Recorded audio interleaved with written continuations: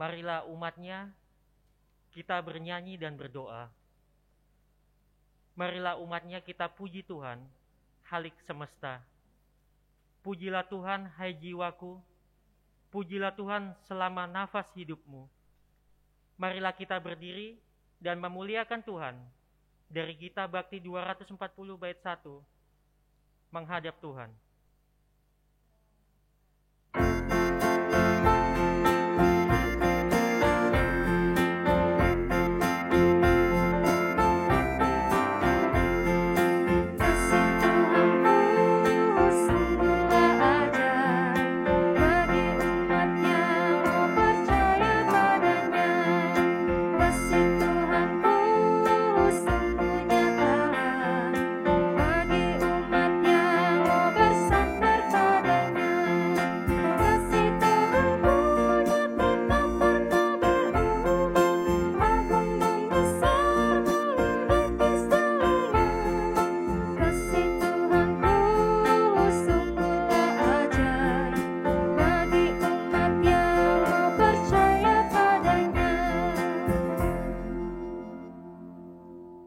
Mari kita berdoa. Bapa yang kudus, Bapa yang kami sembah di dalam nama Tuhan kami Yesus Kristus, penyertaan-Mu begitu indah di dalam kehidupan kami. Di malam hari ini Tuhan, kami akan melaksanakan ibadah keluarga. Biarlah Tuhan di dalam ibadah ini, Engkau senantiasa memberkati kami, baik yang ada di gedung gereja ini, maupun di rumah kami masing-masing. Dan biarlah ibadah pada hari ini Tuhan, dapat berlangsung dengan hikmat, sesuai dengan keinginan-Mu. Di dalam nama Tuhan kami Yesus Kristus, sumber hikmat kami berdoa. Amin. Mari kita membaca Mazmur pasalnya yang 23, ayat 1-6 secara berbalasan. Mazmur pasal 23, ayat 1-6 yang menyatakan, Mazmur Daud, Tuhan adalah gembalaku, takkan kekurangan aku. Ia membaringkan aku di padang yang berumput hijau. Ia membimbing aku ke air yang tenang. Ia menyegarkan jiwaku. Ia menuntun aku di jalan yang benar. Oleh karena nama-Nya. Sekalipun aku berjalan dalam lembah kekelaman, aku tidak takut bahaya. Sebab Engkau besertaku. Gadamu dan tongkat-Mu itulah yang menghibur aku. Engkau menyediakan hidangan bagiku di hadapan lawanku. Engkau mengurapi kepalaku dengan minyak. Pialaku penuh melimpah. Kebajikan dan kemurahan belaka akan mengikuti aku seumur hidupku. Dan aku akan diam dalam rumah Tuhan sepanjang masa. Dipersilakan duduk. Mari kita nyanyikan Kidung Jemaat 289, bait 1 dan 2, Tuhan Pencipta Semesta.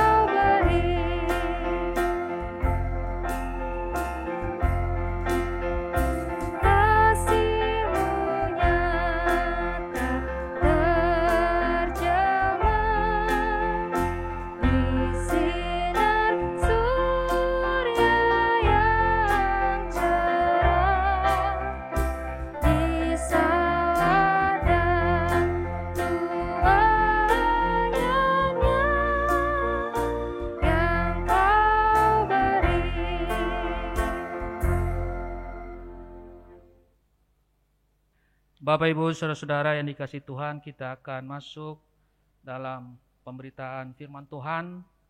Namun sebelum kita membaca dan mendengarkan firman Tuhan, mari kita tundukkan kepala, kita mohon Roh Kudus. Mari kita berdoa. Bapa dalam sorga, kembali anak-anak-Mu datang menghadap tata-Mu yang kudus. Kami mau membaca dan merenungkan akan kebenaran-Mu.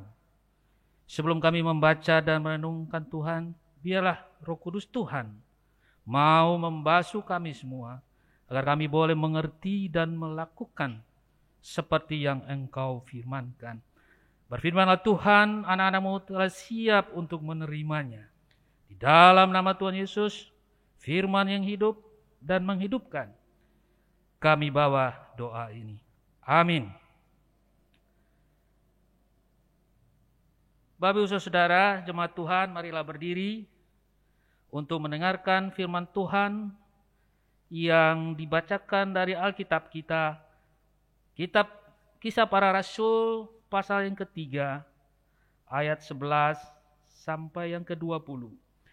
Kisah Para Rasul ayat 3, ayat 11 sampai yang ke-20 yang menyatakan, karena orang itu tetap mengikuti Petrus dan Yohanes, maka seluruh orang banyak yang sangat keheranan itu datang mengerumuni mereka di serambi yang disebut Serambi Salomo. Petrus melihat orang banyak itu lalu berkata, "Hai orang Israel, mengapa kamu heran tentang kejadian itu, dan mengapa kamu menatap kami seolah-olah kami membuat orang ini berjalan karena kuasa atau kesalehan kami sendiri? Allah Abraham, Ishak dan Yakub, Allah nenek moyang kita telah memuliakan hamba-Nya, yaitu Yesus yang kamu serahkan dan tolak di depan Pilatus. Walaupun Pilatus berpendapat bahwa ia harus dilepaskan. Tetapi kamu telah menolak yang kudus dan besar, serta menghendaki seorang pembunuh sebagai hadiahmu. Demikianlah ia, pemimpin kepada hidup, telah kamu bunuh. Tetapi Allah telah membangkitkan dia dari antara orang mati, dan tentang hal itu kamu adalah saksi. Dan oleh kepercayaan dalam nama Yesus, maka nama itu telah menguatkan orang yang kamu lihat dan kamu kenal ini. Dan kepercayaan itu telah memberikan kesembuhan kepada orang ini di depan kamu semua. Hai saudara-saudara, aku tahu bahwa kamu telah berbuat demikian karena ketidaktahuan sama seperti semua pemimpin kamu. Tetapi dengan jalan demikian, Allah telah menggenapi apa yang telah difirmankannya dahulu dengan perantara nabi-nabinya, yaitu bahwa Mesias yang diutusnya harus menderita.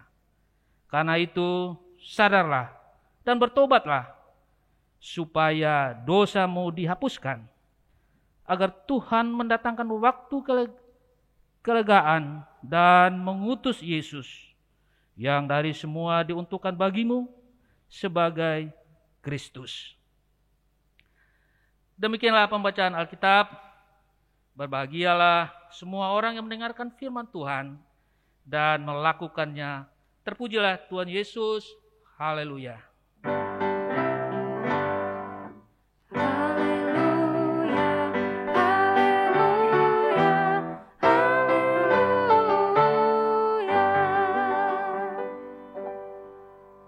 Shalom Bapak Ibu Saudara-saudara yang dikasihi Tuhan. Bapak Ibu Saudara pasti kenal dengan nama Susi Susanti. Siapa dia? Nah, Bapak Ibu Saudara, Susi Susanti adalah seorang atlet bulu tangkis pertama Indonesia yang meraih medali emas di Olimpiade Barcelona pada tahun 1992. Di mana kita tahu bahwa Susi Susanti sukses keluar sebagai juara di Olimpiade Barcelona. setelah dia mengalahkan Bang Soyun asal Korea Selatan. Nah, Bapak Ibu Saudara, saat itu kita melihat di televisi bagaimana perjuangannya sehingga Susi Susanti berhasil meraih medali emas. Demikian juga setelah Susi Susanti menyusul, kita tahu atlet putra Alan Budi Hadi Kusuma juga meraih medali emas tunggal putra. Nah, sebagai warga negara Indonesia, Bapak Ibu Saudara, sudah tentu saat itu kita bangga, ya, dan memuji keberhasilan Susi Susanti dan Alan Budi Kusuma saat itu.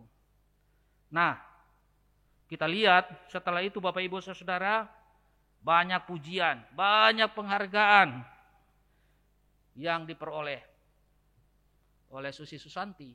Tidak saja masalah materi uang, ya, material juga banyak mereka dapatkan, baik itu dari organisasi, dari perusahaan-perusahaan swasta, BUMN, maupun juga dari pemerintah, Bapak Ibu Saudara. Nah, Bapak Ibu Saudara, saya mau katakan kepada Bapak Ibu bahwa keberhasilan dan penghargaan yang diperoleh Susi Susanti, ya, tidak membuat mereka menjadi sombong, Bapak Ibu, atau angkuh karena prestasi yang diperolehnya. Saya membaca, ya, dalam wawancara Susi Susanti dengan wartawan, dia mengatakan bahwa prestasi yang diperolehnya saat itu bukan karena kemampuannya sendiri, Bapak Ibu, ya, akan tetapi banyak pihak yang ikut menunjang sehingga dia mencapai prestasi mendapat medali emas saat itu. Dia katakan bahwa ada pelatih yang membantu dia, yang menunjang dia, ada tim manajer, ya, ada juga pengurus PBSI saat itu, ada juga orang tua, ada juga keluarga. Nah, yang paling penting yang katanya, yang paling mempengaruhi kehidupannya dan prestasinya itu, apakah kalah menang, dia katakan itu hanya Tuhan. Dia bilang begitu. Tanpa Tuhan tidak ada arti perjuangannya selama ini. Itu dia bilang, ya. Nah, Bapak Ibu Saudara yang dikasih Tuhan Yesus, kita kembali dalam bacaan kita tadi.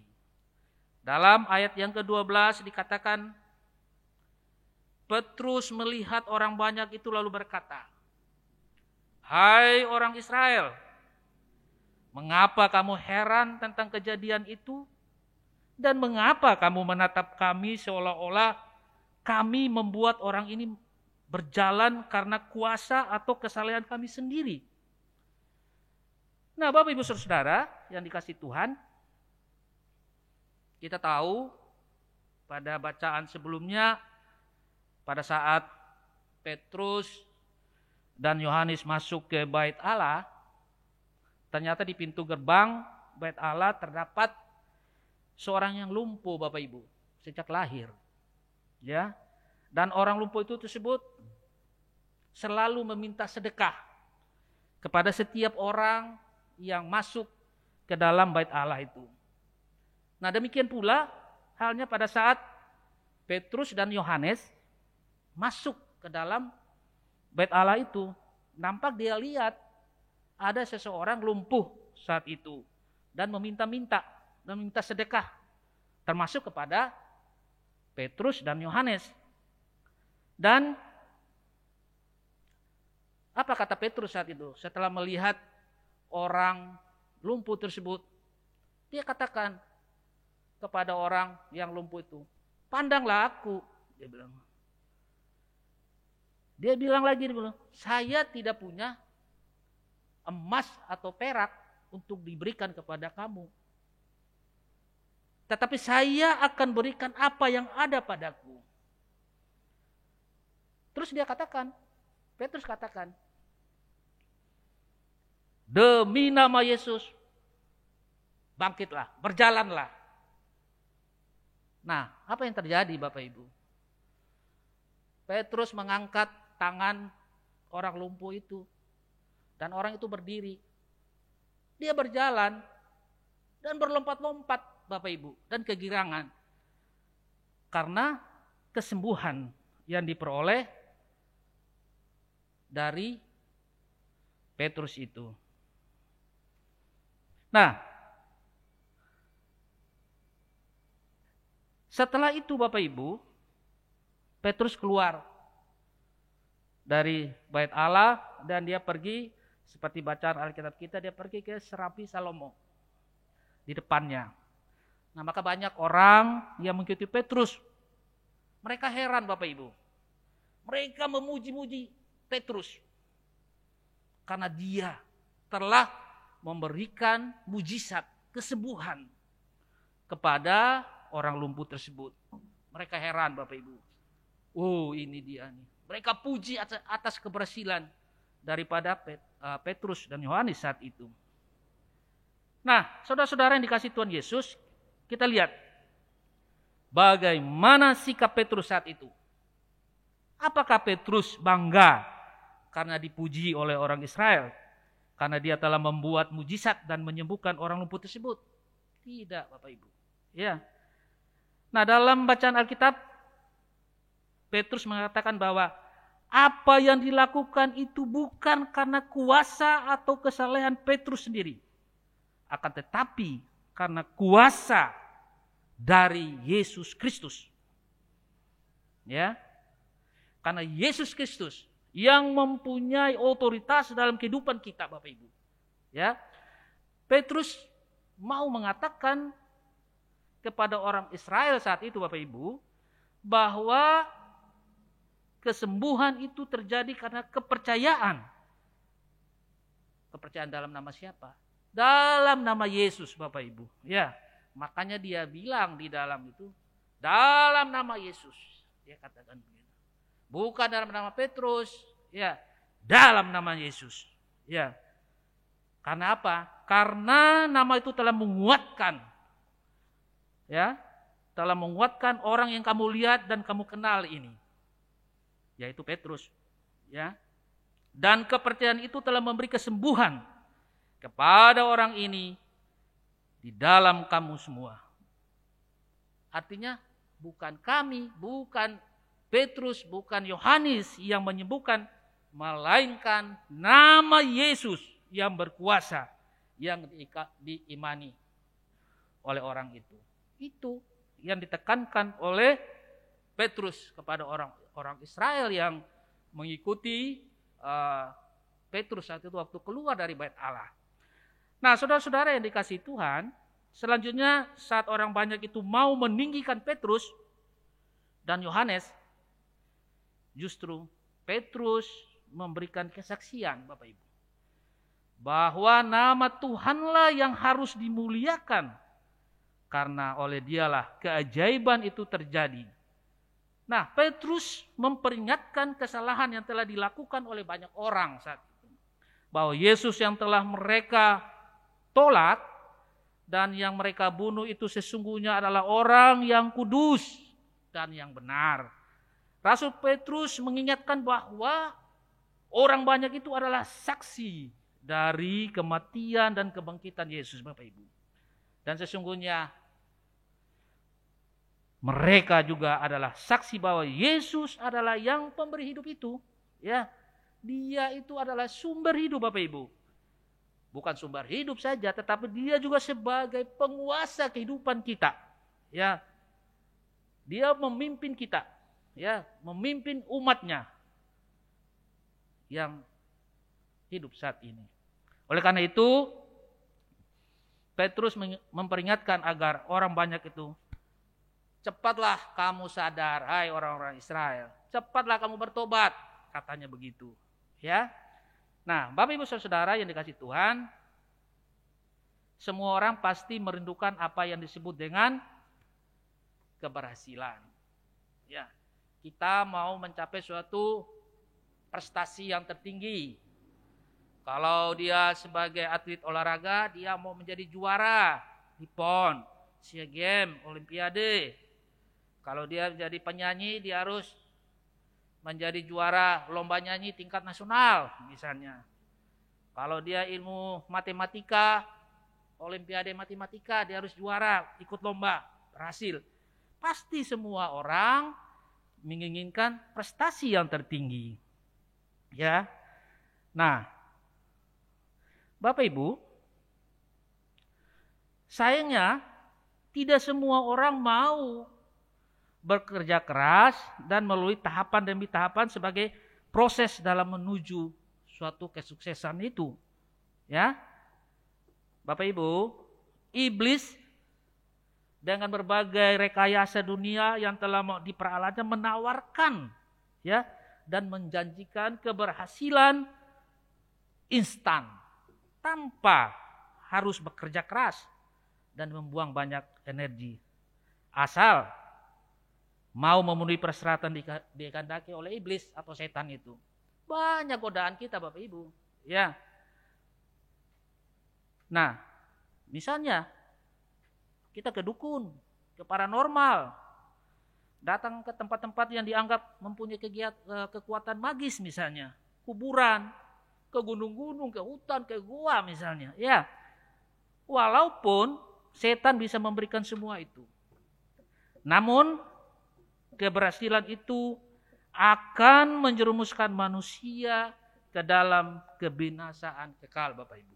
Ya, nah keberhasilan orang percaya hendaknya tidak ditempuh dengan cara yang seperti itu, Bapak Ibu.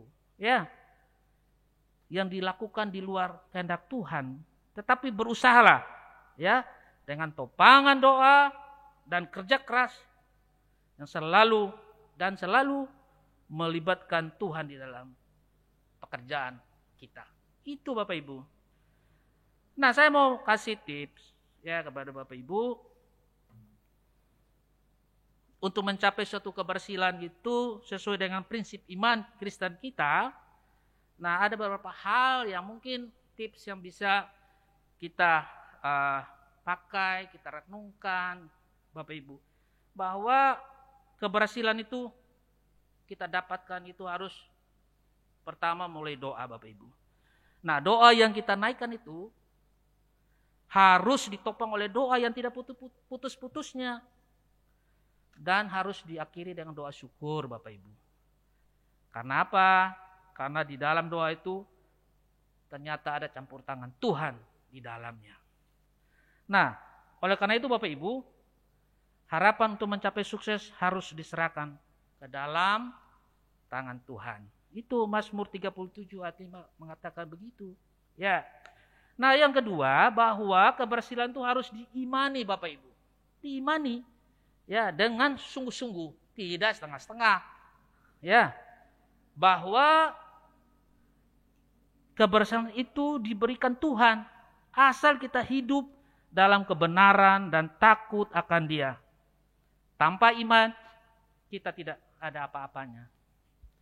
Itu yang bilang Yakobus 1 ayat 6 sampai 7.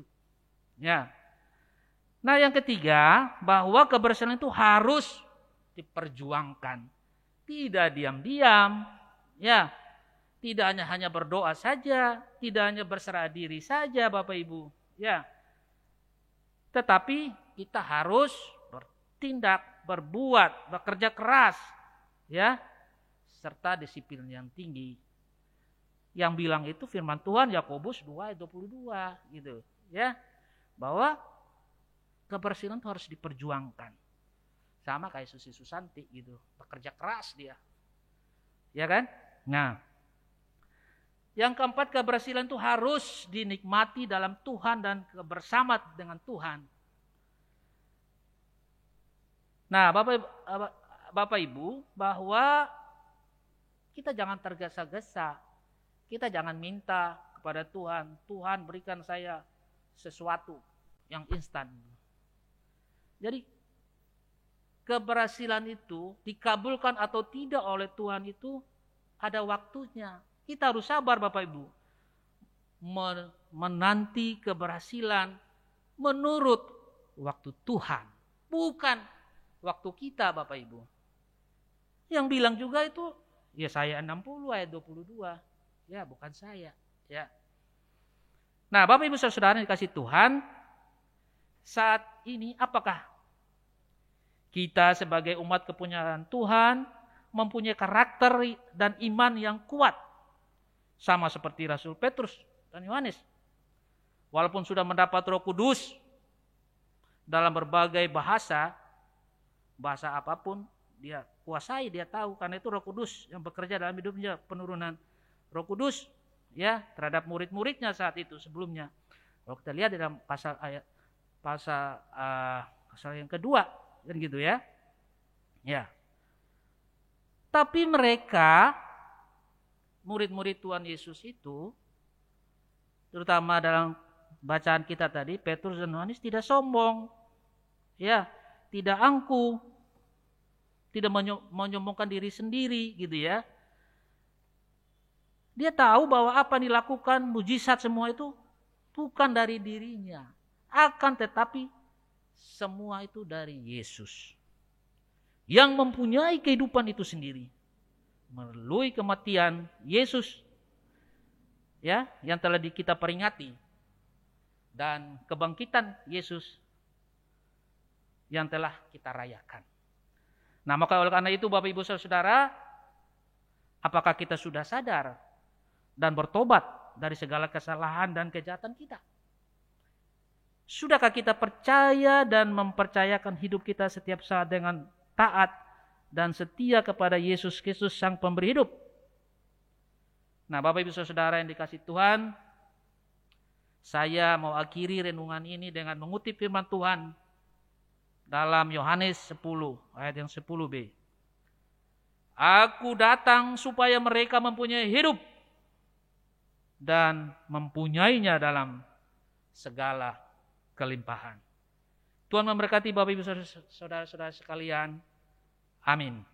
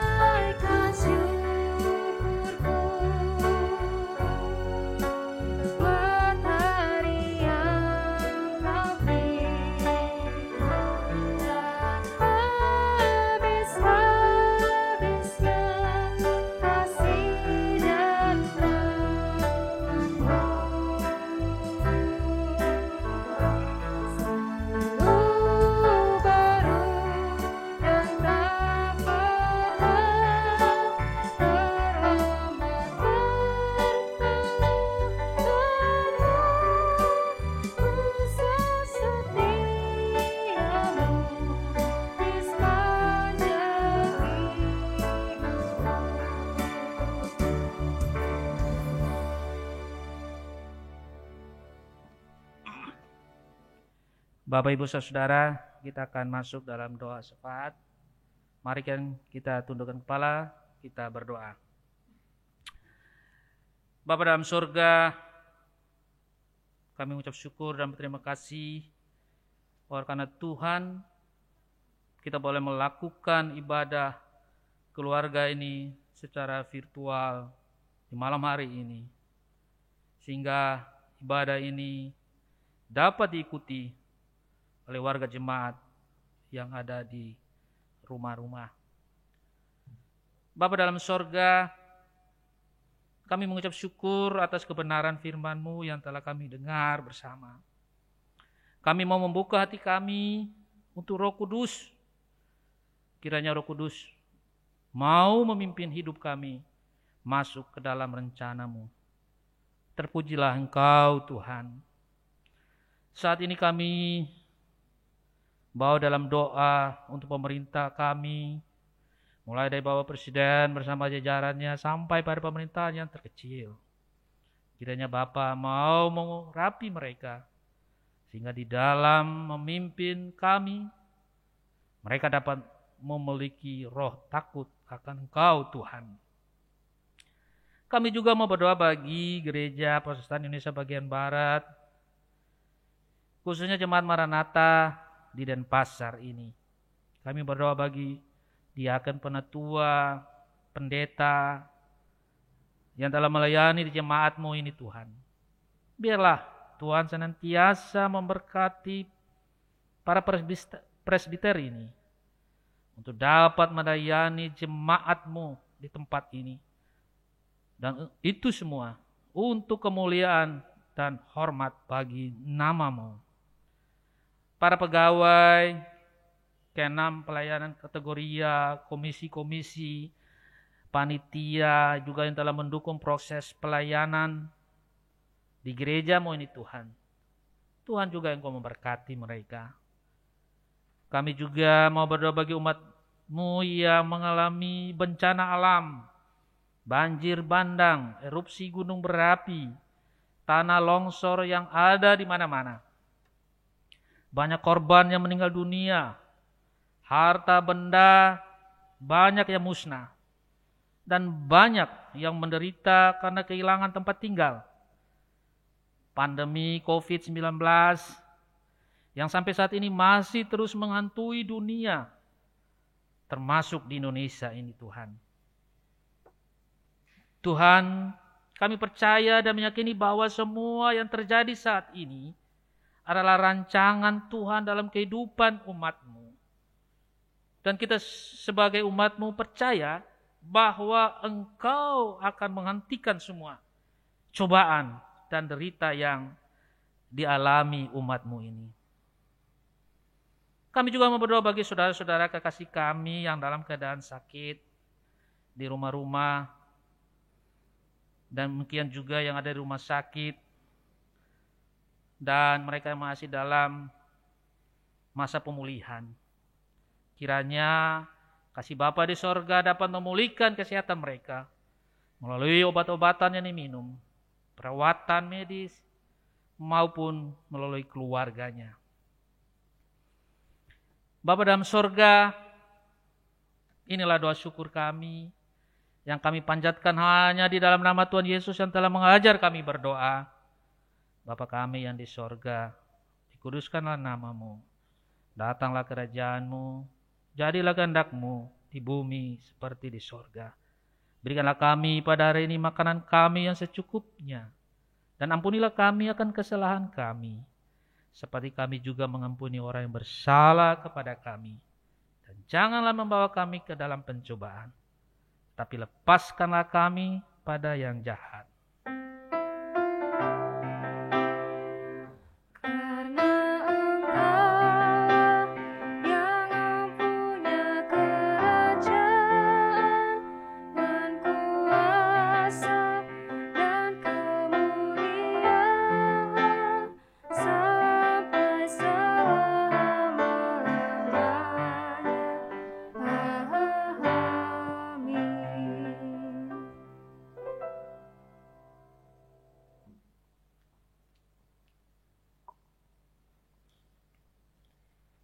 Kita akan masuk di dalam pengucapan syukur. Mari kita memberikan persembahan syukur kita sambil bernyanyi dari Gita Bakti 283, bait 1 dan 2 kita menaburkan biji kebenaran.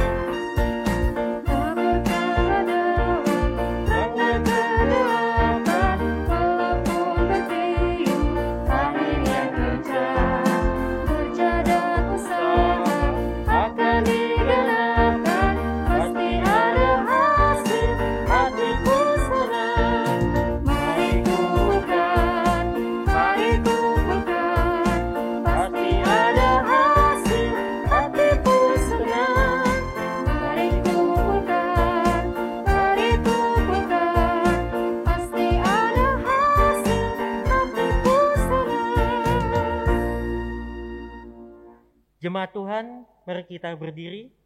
Kita akan menyerahkan persembahan syukur kita kepada Tuhan dalam doa. Mari kita berdoa. Bapa yang kudus, Bapa yang kami sembah di dalam nama Tuhan kami Yesus Kristus, kami telah memberikan persembahan kami yang hidup ini. Biarlah Tuhan, Engkau akan memberkatinya, sehingga nantinya Tuhan dapat berguna di dalam pelayanan firman-Mu. Kami serahkan persembahan kami ini hanya di dalam nama Tuhan kami Yesus Kristus. Amin. Ibu bapak, saudara-saudari yang terkasih di dalam Tuhan Yesus Kristus, mohon perhatian untuk mengikuti warta jemaat hari ini, Rabu, tanggal 26 Mei 2021 sebagai berikut. Majelis Jemaat GPIB Maranatha di Denpasar, Bali, mengucapkan selamat bersekutu kepada ibu bapak jemaat yang beribadah secara daring di rumah masing-masing keluarga. Kami ucapkan selamat beribadah dalam kasih dan berkat Tuhan Yesus Kristus.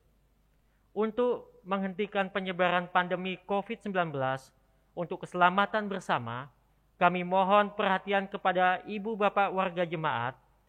Marilah kita bersama-sama mentaati protokol kesehatan sesuai peraturan pemerintah dan himbauan dari Majelis Sinode GPIB.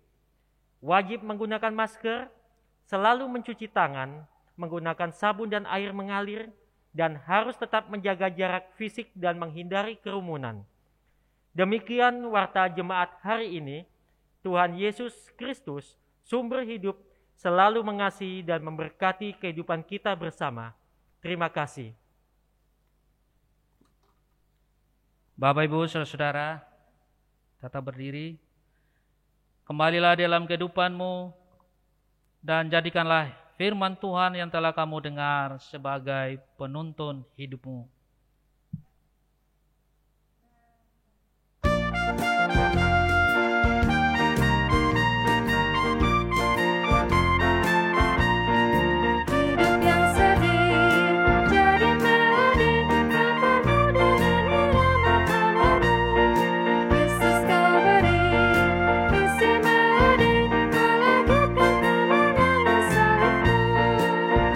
Di dalam hatiku, kamu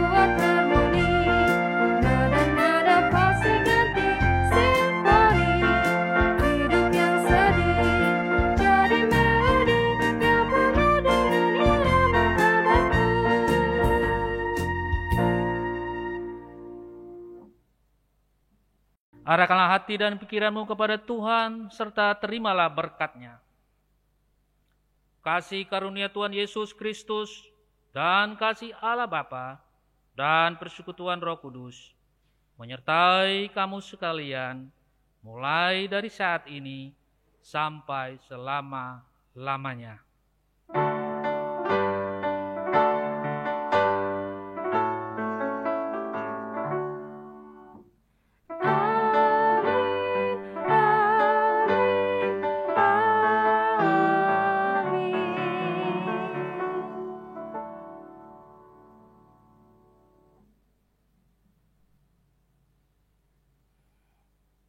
Ibadah selesai.